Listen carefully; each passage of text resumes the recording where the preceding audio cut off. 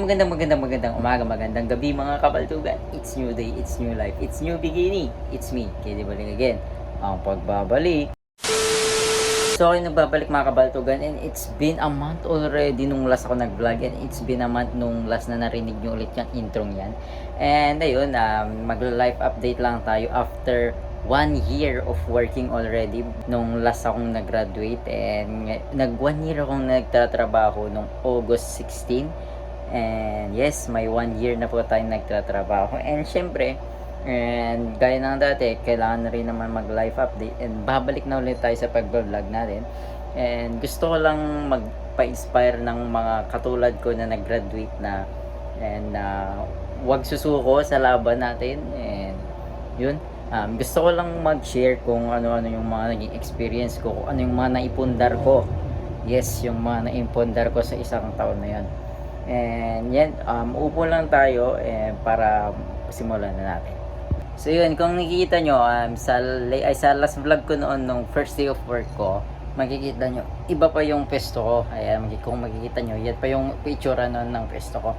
At ngayon, may sarili pa rin akong kwarto, pero mas maganda na siya ngayon at mas comfortable. And bago tayo pumunta dyan, sisimulan natin sa pag-share ko ng kamusta nga ba yung pagtatrabaho ko. Actually guys, sa mga sinasabi nila kapag engineer ka, mataas na yung sahod mo, ganun. Syempre first day yan syempre first work mo yan. And aasahan mo talaga na hindi pa yun gaano kataas ang sahod mo. Alam nyo ba guys, or diba naririnig nyo yan, yung pusa ko yun, andun oh. Ayun, si Michi yan. Alam nyo ba guys, nung bago-baguhan pa lang ako, maniwala man kayo sa hindi, wala pa sa minimum yung sahod ko nun. 400 per day ako nun guys. Ang trabaho is 8 to 5 p.m. Yes, yan lang naman ang trabaho natin, 8 to 5 p.m. And yun is office and site siya. Office and site job siya. And yes, ang dami kong natutunan dun, promise guys, lalo na kay Sir Jaynard. Siya yung pala laging kabady ko dun, and ang dami ko talagang natutunan sa kanya, promise. Yung mga bagay na hindi ko pa alam nun, natutunan ko lang sa kanya, and sobrang thankful ako sa kanya. Ang daming naimbag sa buhay ko. Yes, totoo po yun. And after nyan, ang dami pang nangyari. Alam nyo ba guys, na yung sahod kong yun, yung syempre 400 per day, asahan nyo na 10k per month lang ang sahod ko. And hindi lang yan guys, kasi yun nun, talaga nagigising na lang talaga ako na magtrabaho para sa mga bayarin. Kasi may motor din ako guys, it's Honda Click. Ayan bang motor ko. Sa buong buhay ko, sa 22 years of existence ko, never pa ako nagkamotor. And nung nagkatrabaho ako, dun lang ako nagkamotor. And yun, ako po ang nagbabayad ng motor kong yun. 3 years po siya, actually hindi ko pa siya fully paid, pero balak ko na siyang i-fully paid. Wow, sensado. Yes, balak ko na po siyang i-fully paid actually. Pero yes, yun na po ang napundar natin.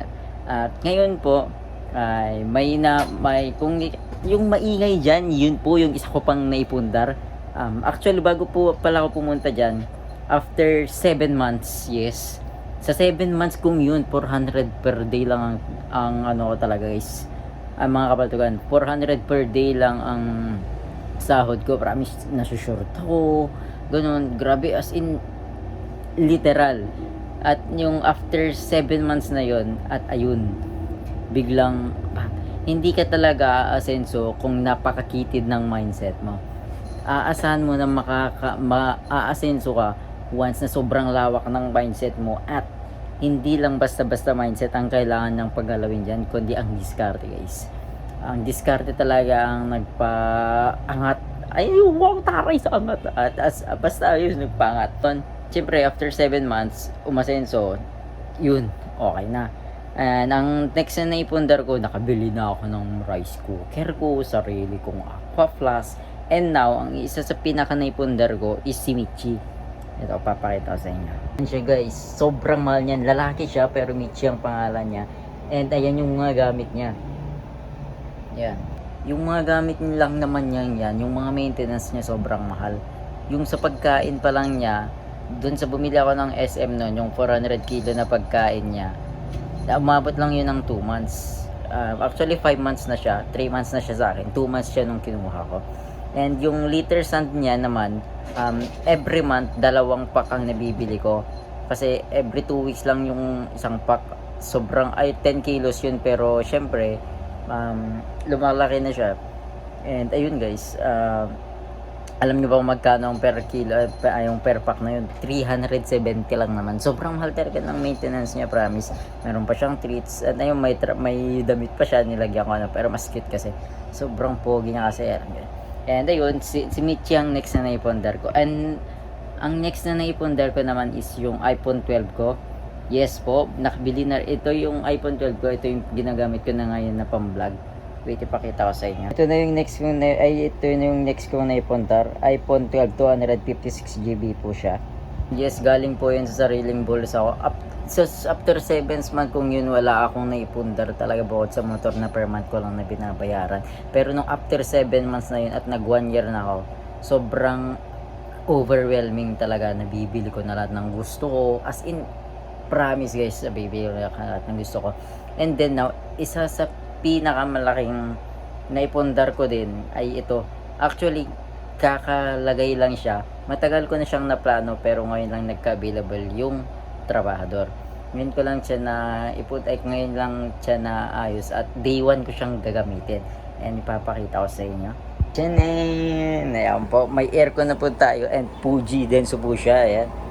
Ito yung isa sa pinakamahal na naipundar ko guys kasi may sarili akong meter and ang dorm ko lang, hindi, itong tinitirhan ko lang naman is 250 ang binabayaran ko per month. And then, nagpalagay ako ng sarili kong meter para, syempre, iba yung kuryente ng aircon ko.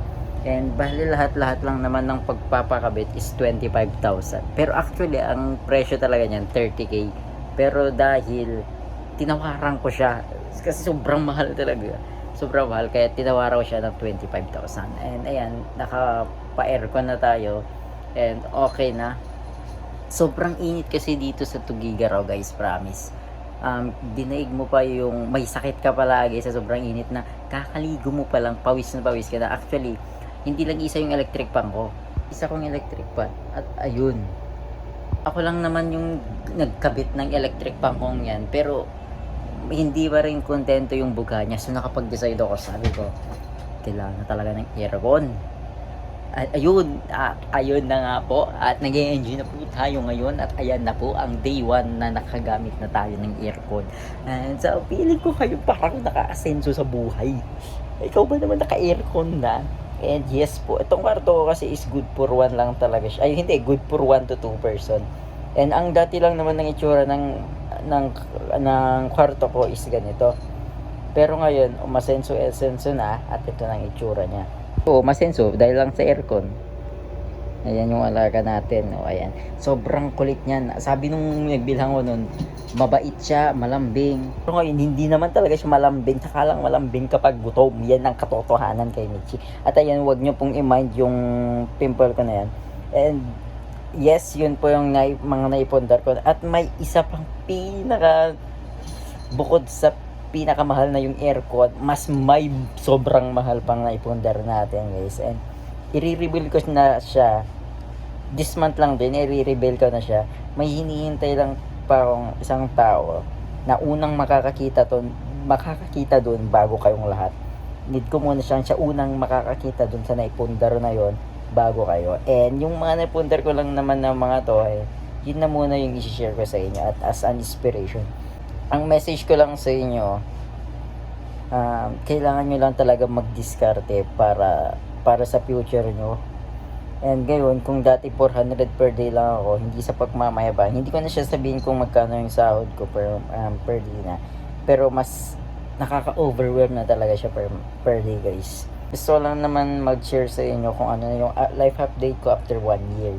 1 year na nagtatrabaho na. And ayun, yun lang naman po ang life update natin. And syempre, since 2019 hanggang 2023, makikita nyo naman kulot pa rin po ako. Pero kung makikita nyo po yung mga last vlogs ko noon pa, hindi po ako kulot nun. Pero ngayon, matagal na, wala na talaga balak mag-straight to. Kung magpapa-straight man ako, kailangan pang kalbuhin para tumubo ulit yung original na buhok. Ngayon, wala na talagang pag-asa hangga't hindi ako nagpapakalbo. Walang pag-asa mag-straight yan. And ayun, kasi kailangan ko pa magtrabaho. Ayan, ready na yung kasi kailangan ko pa magtrabaho kasi maghapon akong hindi nakapagtrabaho dahil inasikaso nga itong aircon. And ngayon, magtatrabaho na tayo kahit Sunday ngayon. Actually guys, Monday to Sunday ang trabaho ko. And solid naman, nakakapuyat siya. Pero choice mo naman yun eh. Pero gusto ko lang talaga. And yes, so yun. And dito na nagtatapos ang vlog nito. Kung gusto mo itong vlog nito, don't forget to click thumbs up button below. And kapag gusto mo pa yung ibang videos ko, don't forget to subscribe my channel. Okay, di ba nagagit? Nakakabilis mag-intro at outro. And see you sa next vlog.